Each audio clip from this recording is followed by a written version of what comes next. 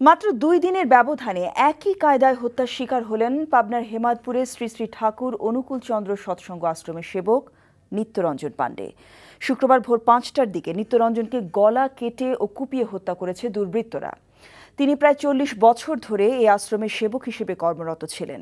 এ ঘটনায় তীব্র নিন্দা ও প্রতিবাদ জানিয়েছে জেলা হিন্দু বৌদ্ধ খ্রিস্টান ঐক্য পরিষদ এবং জেলা পূজা উদযাপন পরিষদ।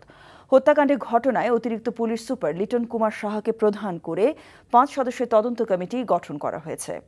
পাবনা থেকে এবিএম ফজলুর রহমানের পাঠানো রিপোর্ট।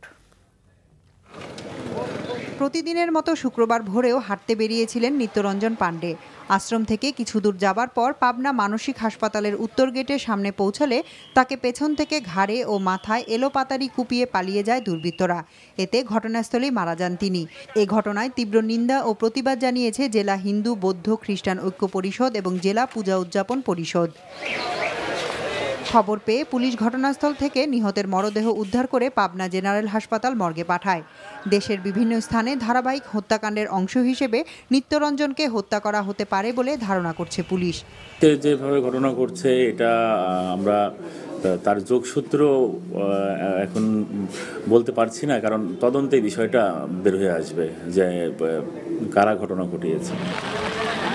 7 জুন একইভাবে হত্যা করা হয় ঝিনাইদহ সদর উপজেলার নলডাঙ্গা সিদ্ধেশ্বরী মন্দিরের পুরোহিত আনন্দগোপাল গাঙ্গুলিকে।